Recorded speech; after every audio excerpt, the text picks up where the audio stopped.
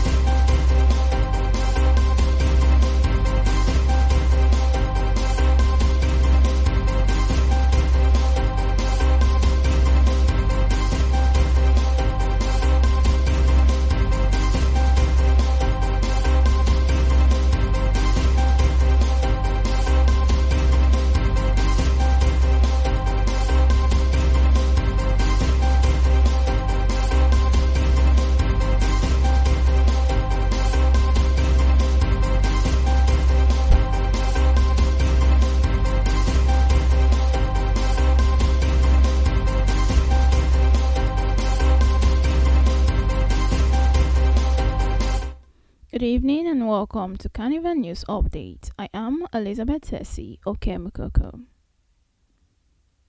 On the news this evening, the Nigerian Safety Investigation Bureau has commenced an investigation into a railway incident involving a passenger train operating on the Regasa-Idu rail corridor after some passengers sustained injuries during the journey. According to a statement signed by the Director of Public Affairs and Family Assistance at the Bureau, Funke Arowajobe, the occurrence took place at approximately 09:16 hours along the Jare-Ashim sector near Ashim Station. According to the Bureau, upon arrival at the Jare Station, a rail locomotive was attached to the train to provide additional operational support on the onward movement along the corridor. Shortly after the departure at Jare Station, the rail locomotive became detached while the train proceeded along the downward granget towards the Ashim sector.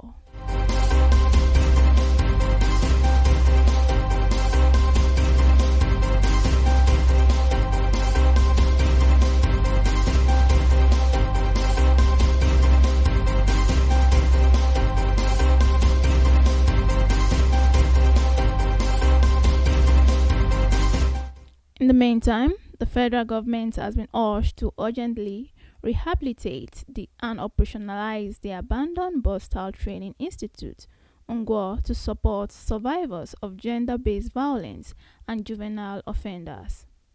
This call was made by the Executive Director of the Economic and Social Empowerment of Rural Communities, Reverend Ikechukwu Nwangu, during a press conference in Enugu today, Monday.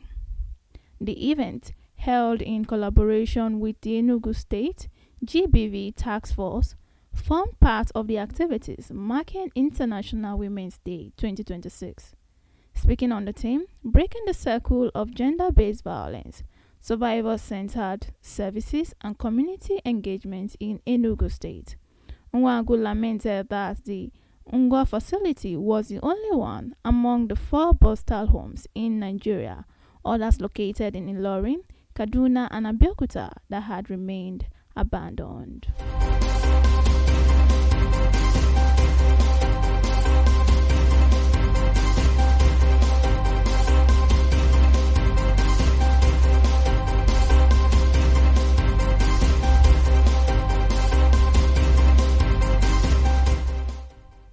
In the meantime, the Standard Organization of Nigeria has reaffirmed its support for the federal government's national single window for trade. a digital platform designed to streamline import and export procedure and strengthen Nigeria's trade ecosystem. Scheduled to launch on 27th March 2026, the NSW will integrate multiple government agencies into a single electronic portal, allowing traders to submit all required documentation in one place. The system is expected to reduce duplication, improve transparency and speed of processing times across Nigeria's trade network.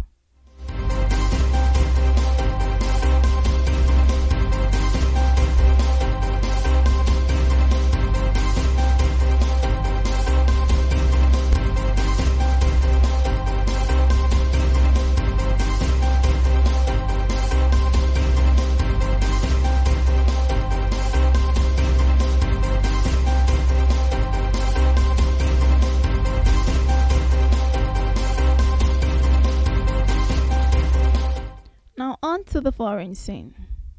The US President Donald Trump is expected to sign an executive order today, Monday, to formally launch a task force to prove fraud nationwide, led by the US Vice President J.D. Vance.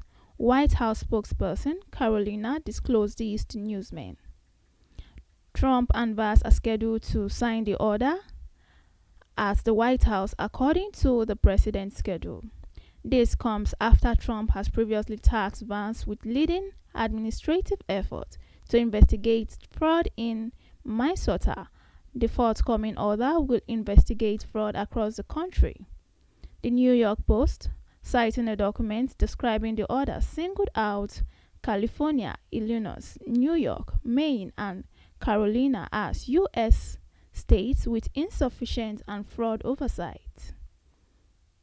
Also reporting to newsmen, Trump said that he expects the vice president to carry this act duly without fear or favor.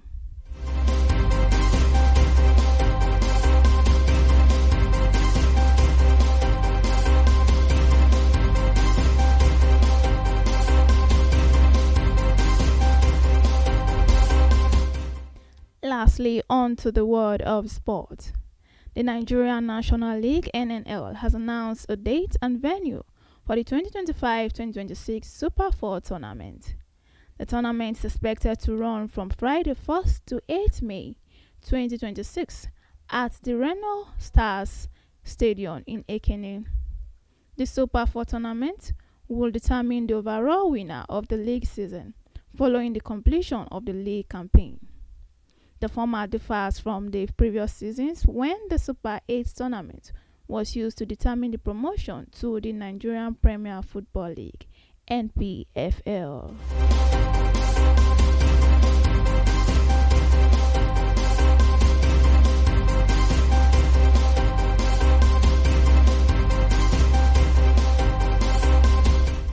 We've come to the end of Carnival News Update. Thank you very much for tuning in and for listening. Do not forget that you can always stay informed by checking out our website at www.carnivalmedia.ng. It's been Elizabeth Tessie Okemugogo with Carnival News Update.